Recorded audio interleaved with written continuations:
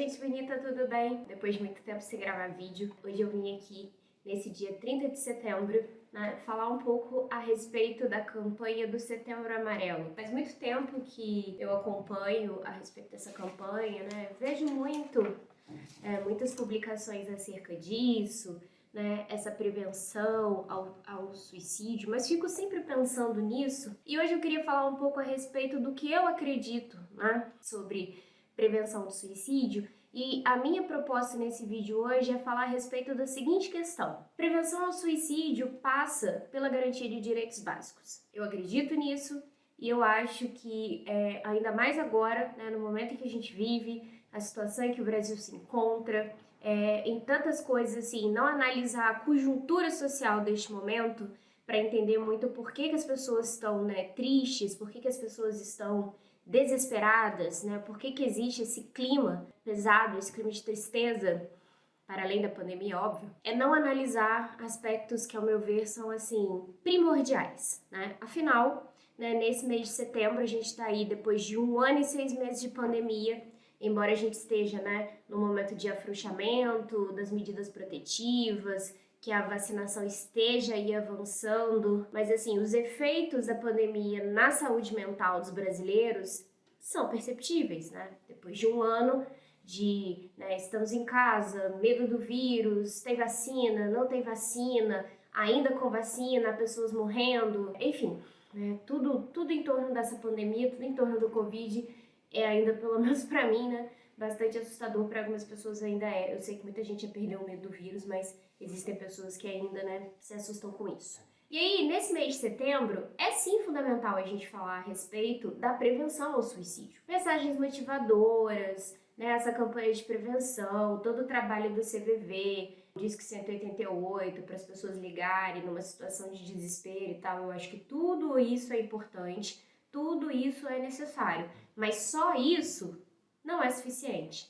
Só ligar, né, para conversar, só receber um vídeo, só receber uma mensagem, tudo isso, né, não é suficiente para fazer com que uma pessoa de fato resolva não levar a sua vida ao fim. Já pararam para pensar nisso? Mais ainda, já pararam para pensar o porquê que uma pessoa resolve, né, dar fim à sua vida? Que tipo de condição, né, que tipo de situação leva o indivíduo, né, a um desespero tamanho a ponto dele querer dar fim à sua vida? E é sobre isso que eu quero falar nesse vídeo de hoje. Antes da gente chegar exatamente nas situações que eu quero propor para analisar aqui, que eu quero dizer que são situações, né, de conjuntura. Por que eu quero dizer que são situações de conjuntura, ou seja, situações, né, de análise da situação?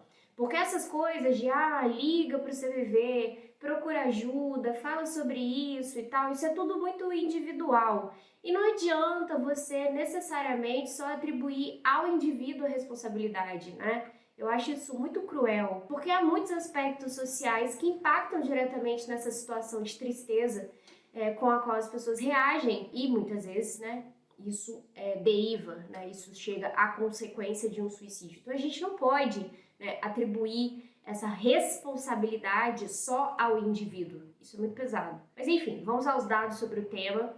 Depois as referências vão ficar todas aí na descrição, para a gente chegar às análises propriamente dos aspectos que eu quero mencionar. Primeiro deles, né, dados do suicídio.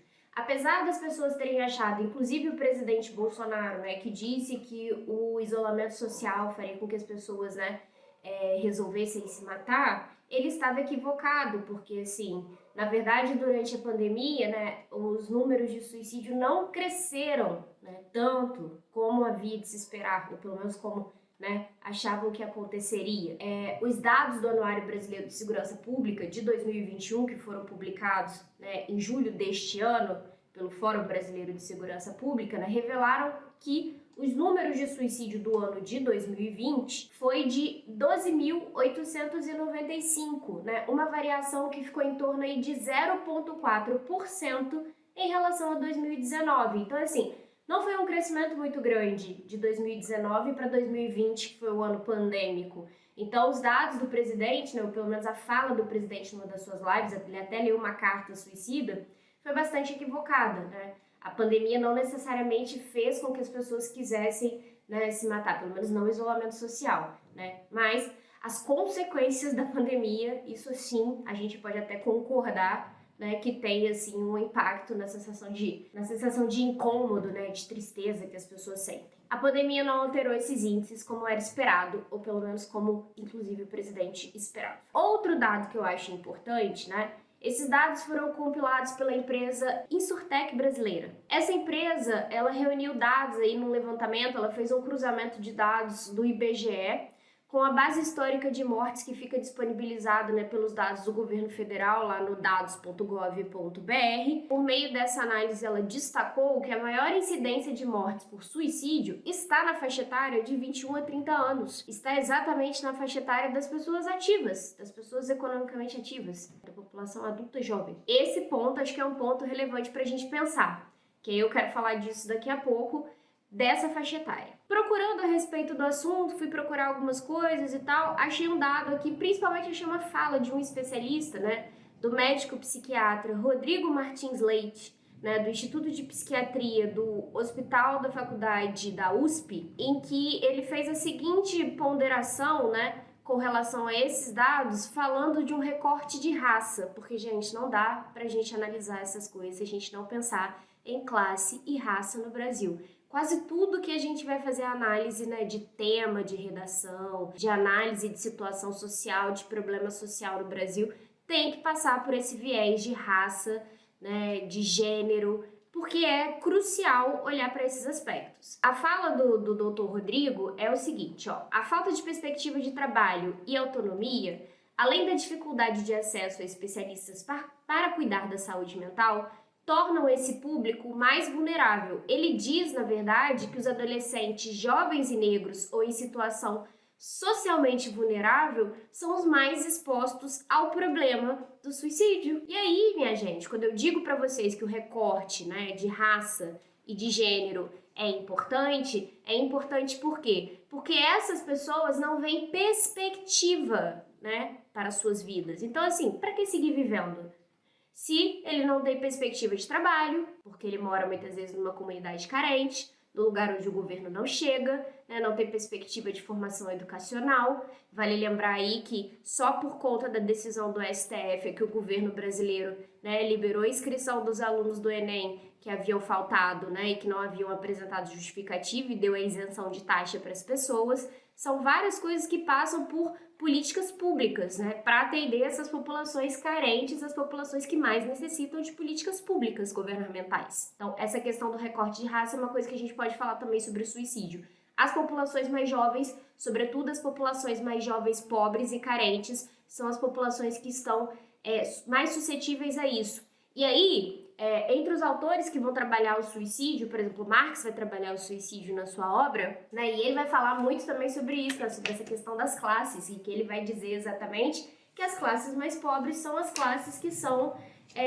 mais afetadas, porque ele exatamente vai dizer que essa questão do suicídio tem muito a ver com esse problema que o suicídio é uma mazela social, e que ele está muito ligado a essa esfera social, né, da exploração do trabalho, da exploração das relações, né, do capital, do capitalismo. A gente acaba não fugindo muito desse viés marxista, porque isso de fato, né, também não foge muito da situação com a qual nós lidamos. E que não foge muito da situação brasileira, né, minha gente? Porque se a gente for olhar para a situação brasileira, realmente a esses jovens muitas vezes falta perspectiva de vida, né, ou perspectiva de futuro, ou perspectiva de possibilidades do que fazer na vida pregressa futuramente. Outro aspecto que eu queria falar agora, sobre outros pontos, não necessariamente sobre a população jovem, agora falando sobre aspectos econômicos, que também são aspectos conjunturais interessantes e que a gente também pode fazer dentro dessa análise do suicídio, ainda dentro desse recorte de classe. E aí também falando um pouco da população brasileira, que é difícil você pensar assim, como é que você consegue ser feliz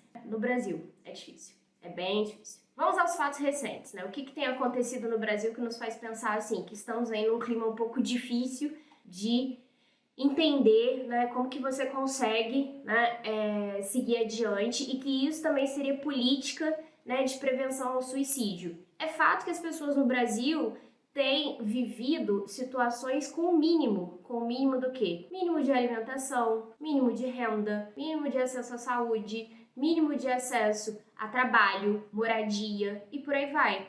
E aí, assim, em lugares que faltam direitos básicos, falta também, né, esse trabalho de prevenção ao suicídio, porque tudo isso, de alguma forma, resulta numa melhor qualidade de saúde mental. É o indivíduo que tem ali as suas necessidades atendidas e que, portanto, ele fica satisfeito, né? Mas não vivemos essa situação. E por que eu estou dizendo isso? Também separei alguns dados recentes aqui, né, da economia brasileira, para nos mostrar como que a nossa situação não é lá muito satisfatória, que também não nos faz, assim, acordarmos muito felizes, né, pra vida, né, sorrindo, né, bom dia, o sol já nasceu lá na fazendinha. Enfim, vamos analisar aqui os dados do IPCA, né, o Índice Nacional de Preços ao Consumidor Amplo, que traz o quê? Que eles apontam que, esses dados apontam que a inflação média do país, ela chegou a 1,14%. Aí você vai achar assim, a taxa é pequena. Pois é, mas a taxa é a maior para o mês de setembro, desde setembro de 1994, quando o Brasil fez a troca, né, do plano econômico para o plano real. E nesses períodos de troca de planos econômicos, geralmente a inflação oscila bastante por conta, né, do mercado financeiro ficar ali também estável, enfim, essas instabilidades de troca de plano monetário. Mas a gente tem muitos anos que não vivencia uma situação de inflação muito grande. E o que impacta na vida das pessoas normais? Impacta que essa inflação muito grande mexe diretamente no preço do quê? De itens básicos da vida das pessoas quais? Dos trabalhadores mais básicos, né, mais pobres, trabalhadores médios, transporte, combustível. Toda semana tem aumento da gasolina, né, minha gente? Vocês acompanham o jornal, imagino, né? Vocês acompanham o noticiário. Em qualquer lugar que seja, em qualquer mídia ou rede possível que vocês conseguirem acompanhar, né? Senão, sintonizem aí. Alimentos. É o básico. Pra você ser feliz, gente, você tem que estar de barriga cheia. Não tem como. Não tem como ser feliz de barriga vazia. E assim, quem tem barriga cheia, geladeira cheia, abre a geladeira com tédio, vai lá e cata qualquer coisa, é fácil falar que tá feliz, né? Mas imagina uma pessoa que tem a alimentação contada ou que às vezes não tem nem alimentação pro resto do dia. Não tem como ser feliz de barriga vazia. Não tem mesmo. E é fato que existem brasileiros que estão infelizes por conta dos alimentos. Inclusive, mês passado, né, havia filas de pessoas, né, no abatedouro para comprar ossos, restos de carne bovina. Já chegamos nesse nível, né, em que as pessoas estão comprando ossos, porque realmente o poder de compra de brasileiros está muito baixo. Então, vivemos numa situação que não tem como ser feliz, porque tem faltado o básico para o brasileiro. E isso é algo que é medida também, né, de prevenção ao suicídio, né? Por quê? Porque é o básico para você ser feliz. Você comer bem, você dormir bem, né, você ter dinheiro para o lazer, você poder, né, dirigir o seu carro e poder fazer alguma coisa no fim de semana. É o mínimo que a gente espera, né? É o mínimo que as pessoas desejam. Eu imagino que todos desejem, né? Além disso, além de todas essas coisas, todo esse cenário maravilhoso, esse vídeo tá ótimo, né? Tá super motivante, super motivador, só que não. Além disso, as despesas domésticas, né? Elas também estão altas, principalmente a energia elétrica. E aí nós chegamos no segundo ponto deste vídeo, que são as questões ambientais. Por quê? Porque a alta da energia elétrica está ligada aos critérios climáticos, porque não estamos cuidando das questões climáticas aqui no Brasil. Porque a questão da alta da energia elétrica no Brasil está ligada diretamente à crise hídrica e à seca, né, que tem aí passado aqui pelo Brasil nesses últimos meses. O Brasil tem por característica ter invernos mais secos, mas o nosso período de chuvas ele está ficando cada vez mais escasso. Só que ninguém está parando para pensar enquanto estamos mexendo no fluxo de chuvas, enquanto estamos impactando no fluxo dos nossos, né, biomas, sendo que estamos batendo recorde, né, do desmatamento da Amazônia, e a Amazônia mexe no fluxo de chuvas do Sudeste e do Sul. Estamos cada vez mais avançando no desmatamento do Cerrado, onde há, né, as nascentes de bacias hidrográficas importantes para Sul e Sudeste. Isso também, né, a gente não fala. O agronegócio cada vez mais avança os seus domínios, né, para esses territórios, e disso a gente não se preocupa. E o agronegócio não alimenta as pessoas aqui no Brasil, pelo menos não a grande população. O que é produzido pelo agronegócio vai para exportação. E aí fica a pergunta, né? Todo esse desmatamento, né? Porque desde que o Ricardo Salles resolveu passar a boiada junto com o Bolsonaro, que deu toda, né, a liberação para que ele assim o fizesse, a política ambiental brasileira, que é totalmente permissiva e quase nunca protetiva, estamos aí cada vez mais seguindo e sentindo as consequências. E a tendência é não melhorar. E aí continuamos sentindo o quê? Esse ar seco maravilhoso, essa dificuldade de respirar. E não tem como ser feliz nesse país com toda essa sensação maravilhosa, né? De um clima acolhedor e que te abraça, né? Então, prevenção ao suicídio também passa por um meio ambiente saudável, né? A gente precisa se ligar nisso.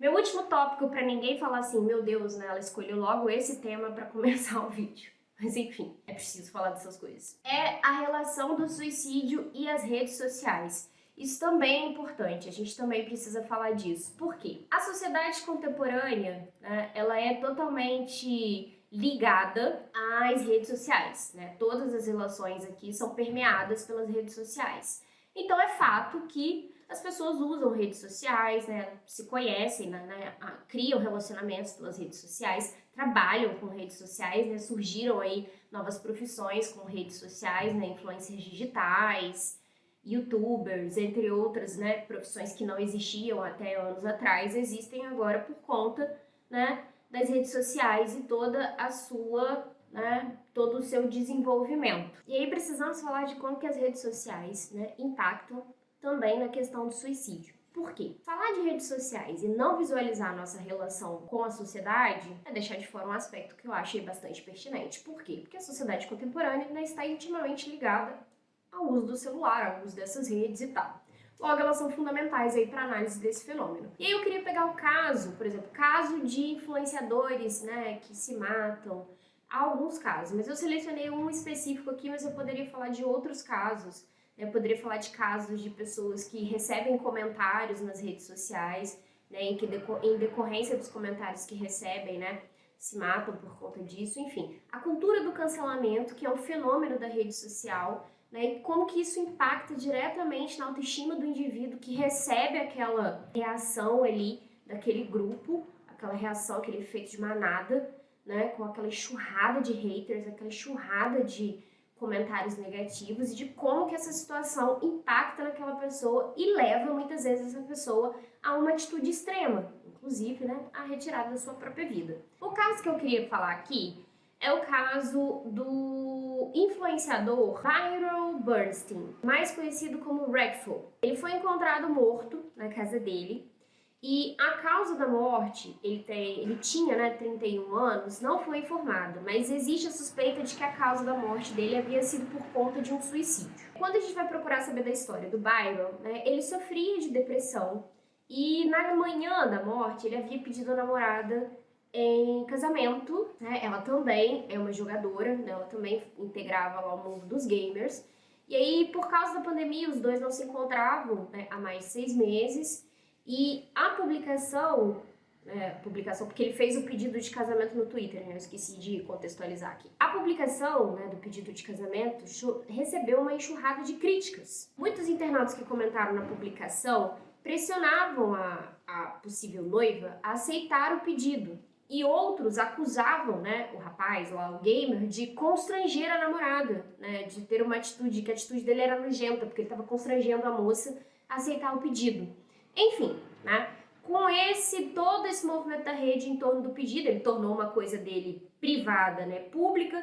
Também era uma outra questão que a gente poderia colocar em debate aqui com relação às redes sociais, nesse limite entre o público e o privado que muitas vezes fica, né, a gente excede com o uso das redes sociais. Fato é que, né, o rapaz morreu e há suspeita do suicídio muito por conta do impacto dos comentários que ele recebeu.